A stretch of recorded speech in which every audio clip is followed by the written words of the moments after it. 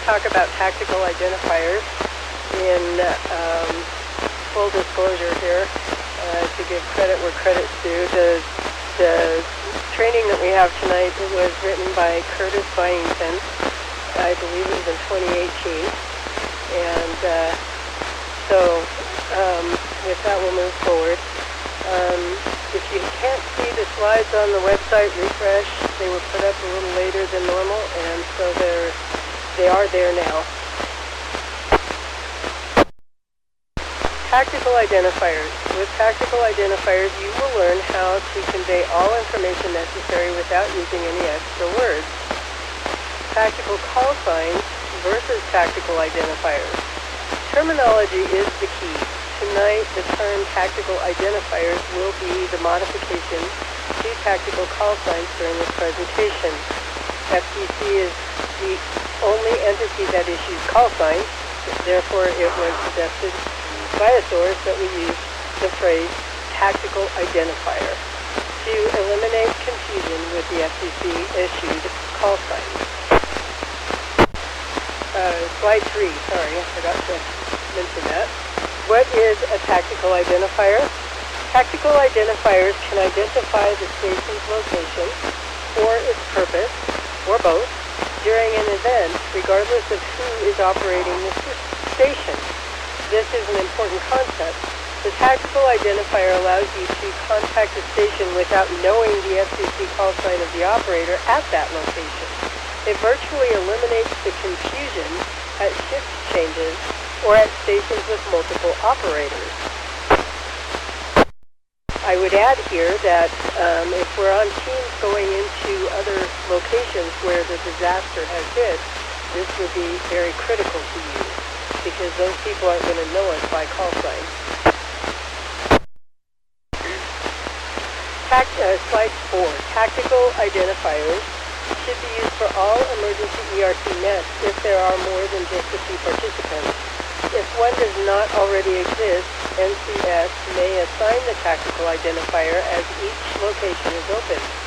It is often helpful if the tactical identifiers have a meaning that matches the way in which the ward, stakes, or locations, or other functions, I don't think that sentence is finished, but anyway, that matches it. Slide number 5. Example of tactical identifiers. NET for Net Control Station. AMMON for the Ammon Stake Center. Manan Butte for the repeater on the Manan Butte. IF North for the Idaho Falls North region. Slide 6. To be effective, a tactical identifier, once assigned, should be used consistently. In other words, don't use storehouse one time and DCS the next time. A list of tactical identifiers and the locations or functions should be assigned prior to an emergency. Slide 7. Calling with tactical identifier. If you are at Ammon during a directed net and want to contact the net control station, you would say net Ammon, or in CRISPR net, and where the NCS is paying close attention, simply say Ammon. If you had emergency traffic, you would say Ammon emergency traffic, or for priority traffic, Ammon priority traffic. Notice how you have quickly conveyed all the information necessary and have not used any extra words. Slide 8. If you have traffic for a specific location, such as Manan Butte, but you would say Ammon priority traffic for Manan Butte. This tells the NCS everything needed to correctly direct the message. If there's no other traffic holding, the NCS would then call Manan Butte with Manan Butte. Call Ammon for priority traffic. Note that no FCC call signs have been used to this point. In addition to satisfying the FCC's rules, proper station identification is essential to promoting the efficient operation of the net. The FCC requires that you identify at 10-minute intervals during a conversation and at the end of your last transmission. During periods of heavy activity in tactical nets, it is easy to forget when you last identified. But if you identify at the end of each transmission, you will waste valuable time. What do you do? Slide 10. The easiest way to be sure you fulfill FCC station identification requirements during a net is to give your FCC call sign as you complete each exchange. Most exchanges will be far shorter than 10 minutes. This serves two important functions. It tells the NCS you consider the exchange complete and saves time and extra work. It fulfills all FCC identification requirements. Slide 11. Completing a call. After the message has been sent, you would complete the call from Ammon by saying Ammon, your call sign, or Ammon, your call sign, clear. This fulfills your station identification requirements and tells the NCS that you believe the exchange to be complete. If the net control station, this is slide 12. If the net control station believes the exchange is complete and Ammon has forgotten to identify, then NCS should say, Ammon, do you have further traffic? At that point, Ammon should either continue with the traffic or clear, or by saying, Ammon, your call sign, clear. For this method to work properly, the NCS must allow each station the opportunity to identify at the close of an exchange. Slide 13. This is November 7, Mike Sierra Bravo for ID. A review of good habits. If you come across a station that needs a net controller and you feel comfortable in becoming net control, you should do so until others arrive. Monitor established emergency frequencies. Know your emergency communication plan. Always authenticate messages prior to transmitting. If it's not authenticated, it is a rumor. Know and review your emergency plan. Contact your priesthood leadership as per the plan when disaster strikes. Monitor nets and know frequencies specified in your ward, stake, or storehouse plan. Listen. Do not interrupt unless you have emergency or priority traffic, and then speak only after net control acknowledges you. Be efficient. Review messages prior to sending. Understand what it is that you're sending, and think before you talk. Read a script or write down what you're going to say.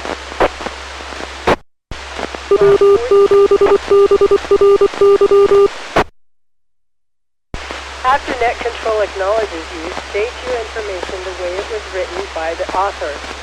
Talk slowly so as to allow the listener to copy your message accurately. Ask them to repeat what you said to ensure accuracy. And talk clearly across your microphone, not into the microphone. Keep calm. Keep transmitting time short and to the point, ensuring that maximum airtime is available for emergency and priority traffic. Informal traffic should not be passed during emergency communication. All emergency traffic should be written and logged for future reference. If this is third-party traffic, in other words, from priesthood leaders, all messages should be written and signed. Use the IC-213 form or format. This allows both the sender and the receiver to be familiar with the layout of the message. For sending or receiving a list of material, use the IC-213RR. Be safe. Your health and safety are critical to successful communications. Be professional. You represent an entire organization and culture of amateur radio operators. Slide 15. A review of habits to avoid. Thinking aloud on the air, like, let me see.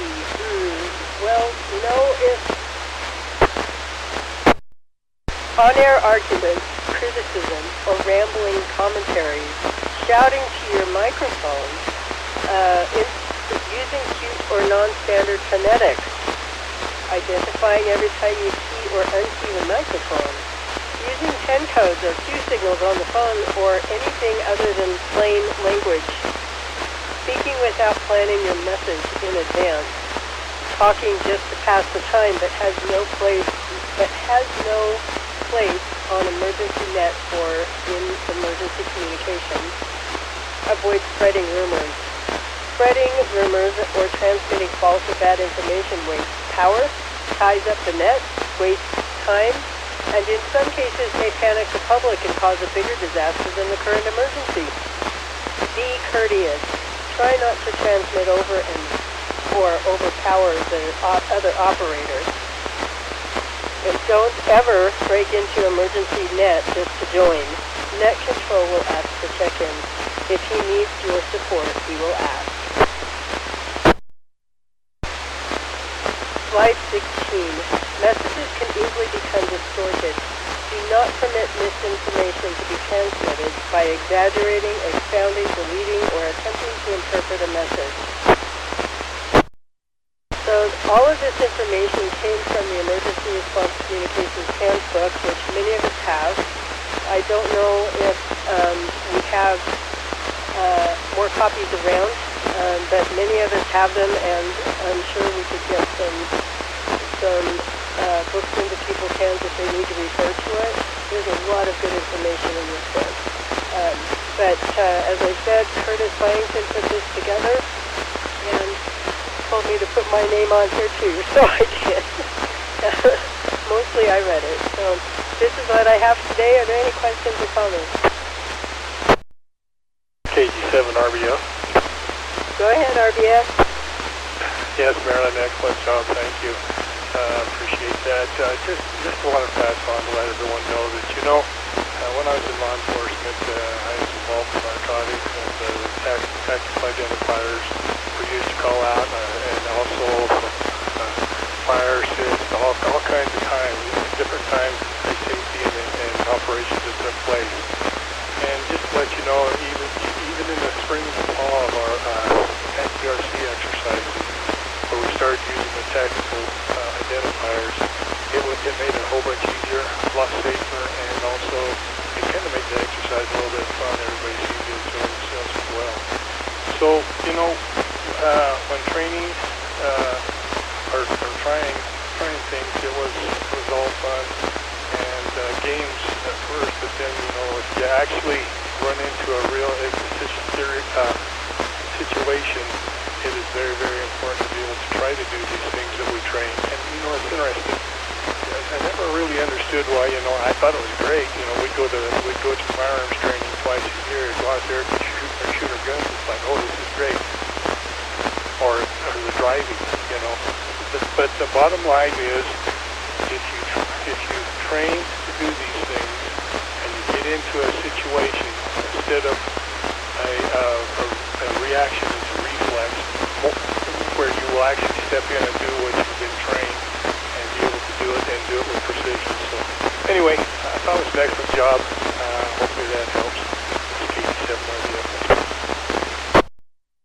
Thanks, Curtis. I appreciate those thoughts. Any other comments or questions? KS7 HLQ. Go ahead, HLQ. Two quick things. First, authenticating a message.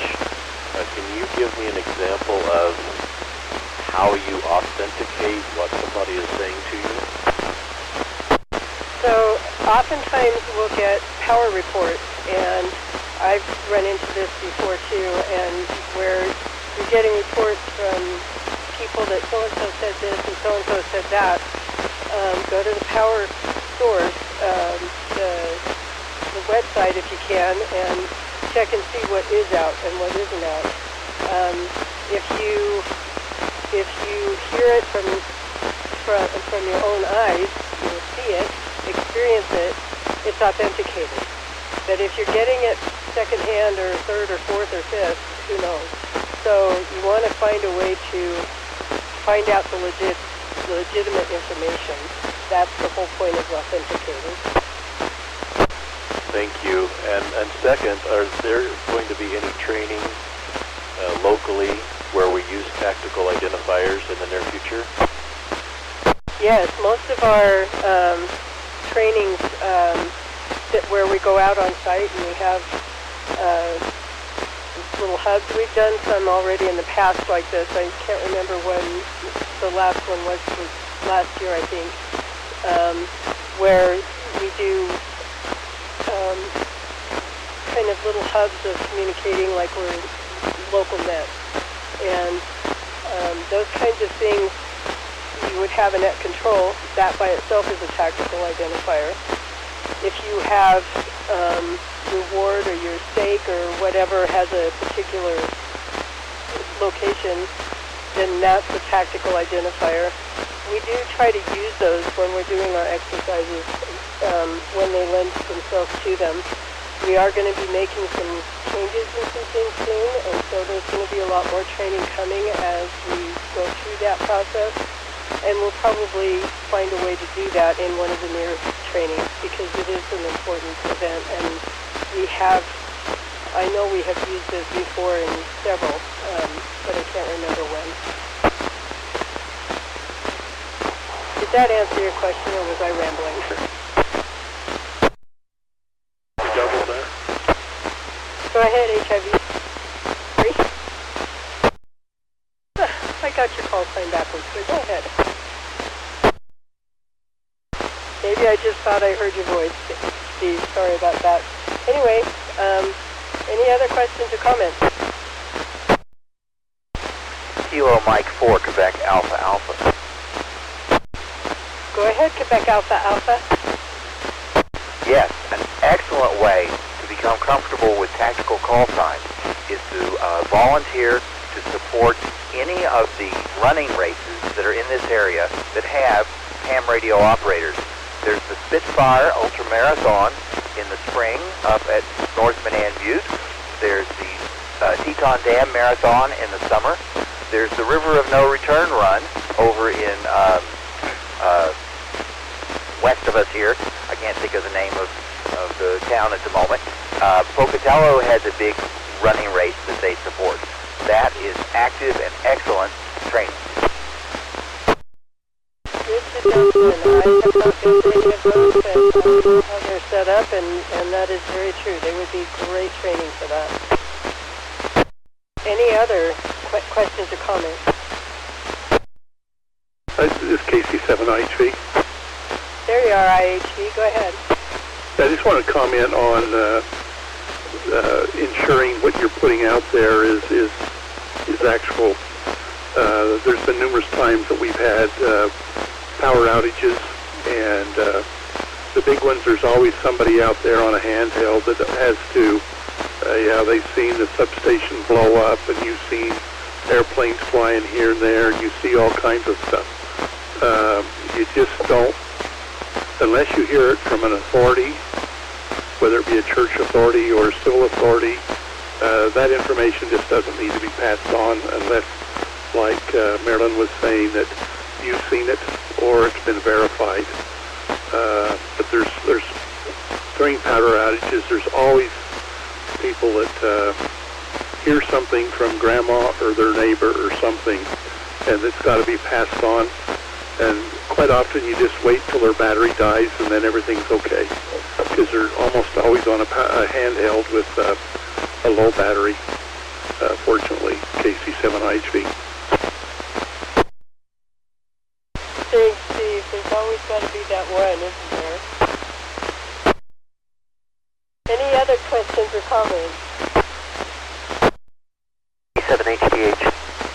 Go ahead, HDH.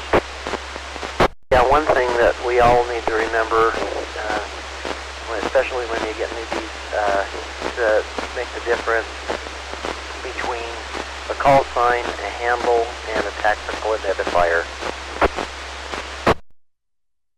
Yes, so the handle is your first name.